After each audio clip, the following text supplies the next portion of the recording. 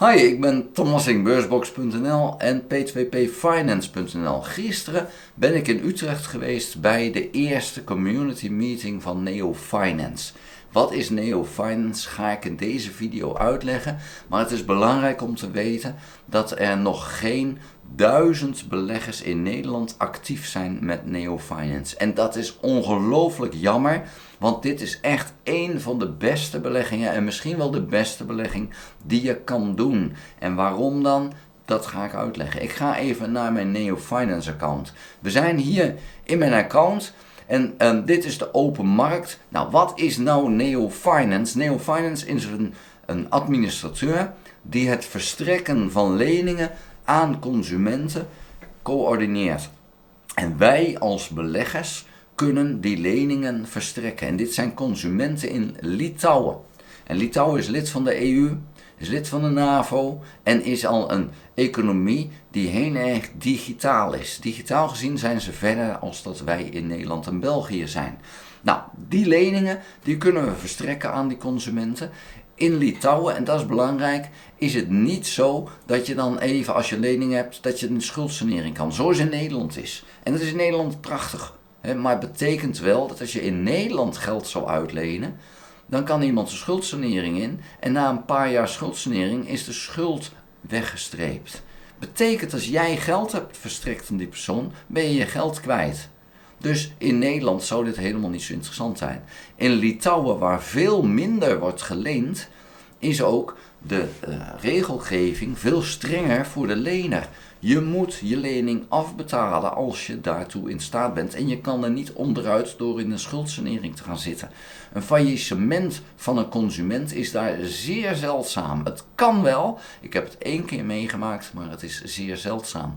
Er worden wel leningen niet afgelost, dat klopt. Er gaan mensen dood. Er zijn mensen die worden invalide of zwaar verslaafd. Ja, dan hebben ze geen inkomen meer. Als ze dan niet per ongeluk een erfenis krijgen, dan komt er nooit meer geld van. Ja, dat gebeurt ook. Maar de meeste leningen worden wel betaald. Soms iets later, maar dat is niet erg, want over de vertraging moeten ze dezelfde rente betalen.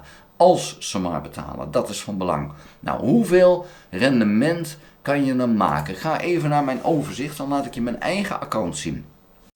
Ik heb 111.304 euro in het account staan. 109.432 euro in leningen. En ik heb dan nog gereserveerd 1400 euro, die zit al in leningen die nog niet verstrekt zijn. En ik heb 463 euro, die zie je hier en die zie je hier. Dat is nog gewoon cash. Dat is een aparte rekening op mijn eigen naam, waar Neo Finance niet aan kan komen, behalve als ik zeg dat ze dat mogen. Je ziet hier 23.159 euro aan opbrengst, dat is mijn winst. Dat is daadwerkelijk winst die ik al ontvangen heb. Alleen het is zo, ik ga die winst weer inzetten in nieuwe leningen op dit moment. Mijn rendement zonder die herinvestering is 10,51%. Nou is het zo, ik herinvesteer de aflossing en de rente. Die mensen die lenen moeten iedere maand rente en aflossing betalen. Dus ik krijg veel geld binnen. Je ziet hier 2500 euro krijg ik binnen aan rente en aflossing. Dat is ongeveer 1000 euro aan rente en 1500 euro aan aflossing. Die komt iedere maand binnen. Die herinvesteer ik weer. Doe ik dat, dan heb ik daarna een rendement van 13,8%. En dat is natuurlijk een benadering, want we kennen de toekomst niet. Maar dat houdt dus rekening met het feit dat sommige mensen uiteindelijk niet zullen betalen. Dus dit is mijn rendement op dit moment na herinvestering. Dat betekent dat iedere 6 jaar, zelfs nog sneller, zal mijn geld verdubbelen. Betekent dus over 6 jaar, als we alleen even kijken naar mijn leningportefeuille, is die al 220.000 euro waard. Nou, mijn doel, persoonlijke doel is 250.000 over 8 jaar, dus dat ga ik gewoon halen. Nou, waarom is dat mijn doel? Dit is een privéaccount en ik wil over 8 jaar in staat zijn om gewoon van de rente te kunnen leven vanuit privé. Ik heb ook een zaak. Heb ik zelfs ook een rekening voor geopend recent. Tila BV is mijn pensioen BV en die heeft ook een rekening. Die is niet zo groot en ik ben nog net begonnen met die rekening, een paar maanden geleden. Maar deze rekening heeft na herinvestering 16,2% aan rendement.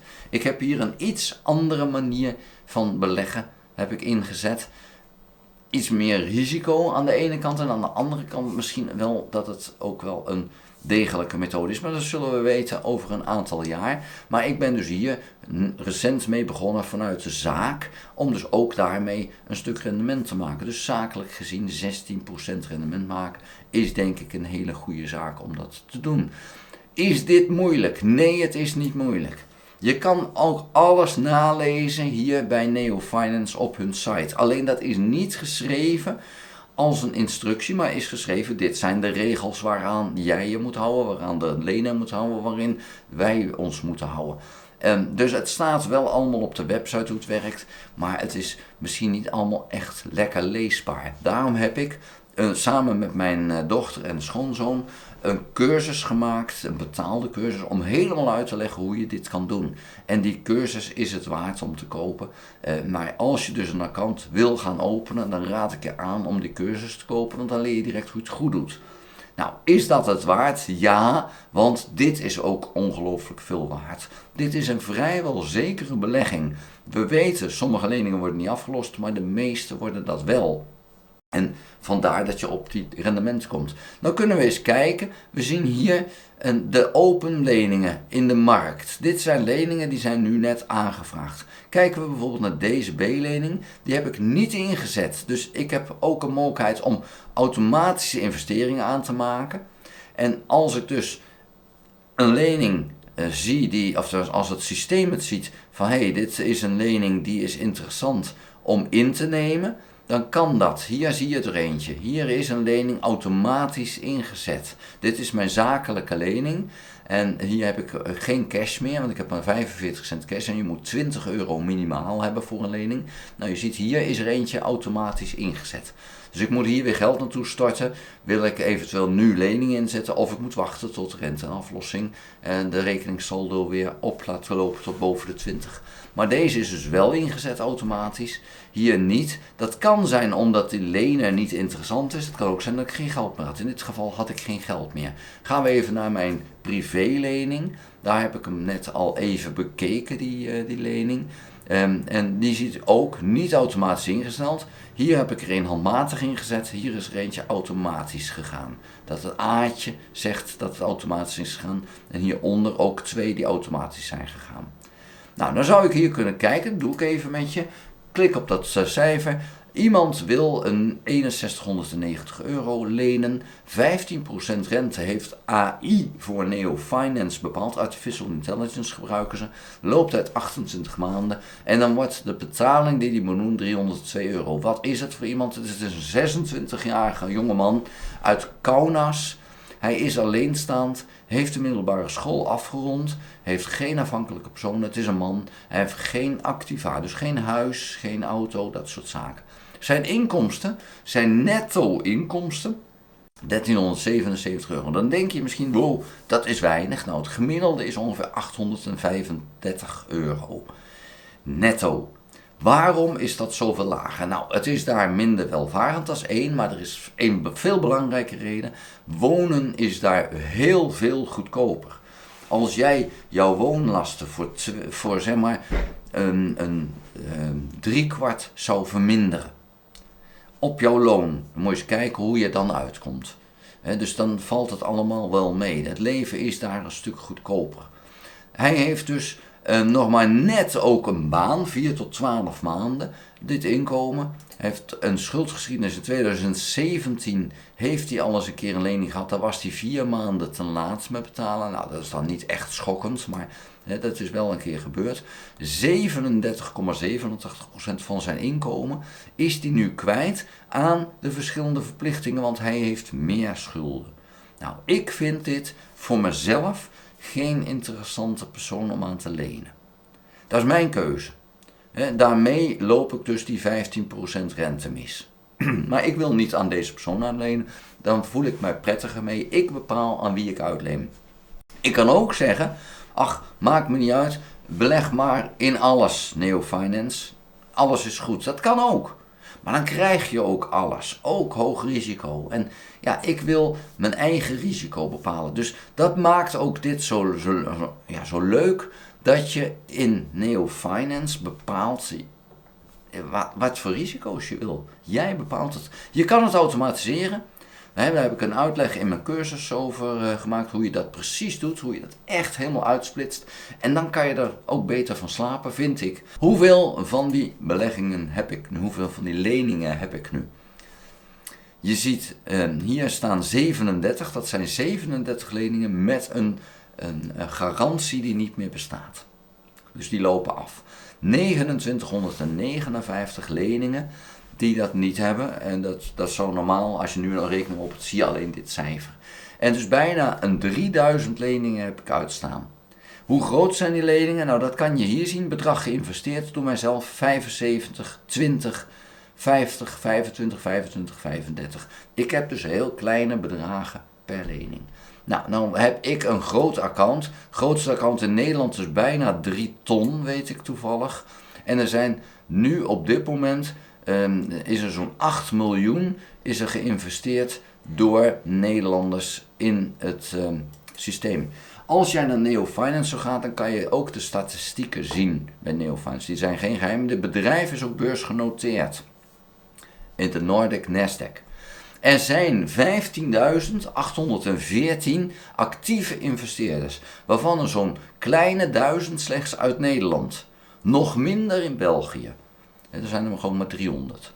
Er zijn 287 gemiddelde aantal leningen per persoon. Nou, je ziet, ik heb zo'n 3000 leningen. Dus ik heb een account dat zo'n 10 keer groter is qua hoeveelheid leningen als dat het gemiddelde is. En een gemiddelde rente is 14,68. Ik heb een gemiddelde rente van 13,8. Hier die 14,68 is zonder rekening te houden met wat uitval. Dus mijn 13,8 is ongeveer wel het gemiddelde. Dus in die zin zit ik al vrij hoog. Het gemiddelde investeringsbedrag van alle actieve investeerders, dus 15.000 actieve investeerders, is slechts 4971 euro.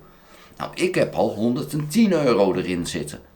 Dus kan je nagaan hoe klein die accounts vaak zijn. Nou, hoe komt dat? Er zijn heel veel accounthouders in Litouwen en in Polen. En die hebben dan gewoon een kleiner bedrag erin zitten. Maar ze doen wel mee.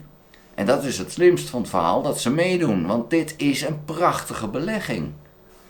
En nou, dan zijn er 128 miljoen is er ingezet. Er is al 200 miljoen al verstrekt. Ze zijn bijna 10 jaar actief. Ze zijn nu 9 jaar actief. En je ziet, het loopt helemaal op. Meer dan 200 miljoen is er aan leningen verstrekt. Nou, dat kan je allemaal gaan kijken. Hier ook wat het percentage is wat achterloopt en wat op schema loopt. Alles staat hier open. Daar zijn ze heel open in. Nou, daar wil ik het voor nu bij laten, anders wordt de video te lang. Maar wil je meer weten over Neo-Finance? En ik raad je aan dat je meer wil weten over Neo-Finance, ga dan naar www.p2pfinance.nl. Dat is mijn eigen site over Neo-Finance. Via die site kan je ook de cursus vinden.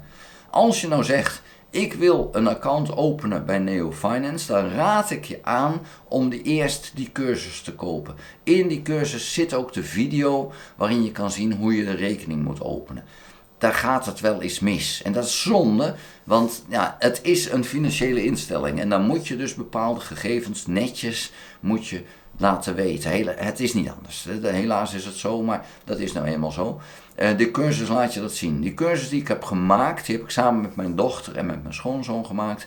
Die cursus die zorgt ervoor dat je van A tot Z alles leert. Dat je het goed inzet, dat je geen fouten maakt. Dat je het maximale rendement wat jij wilt hebben, dat je dat ook kan gaan halen.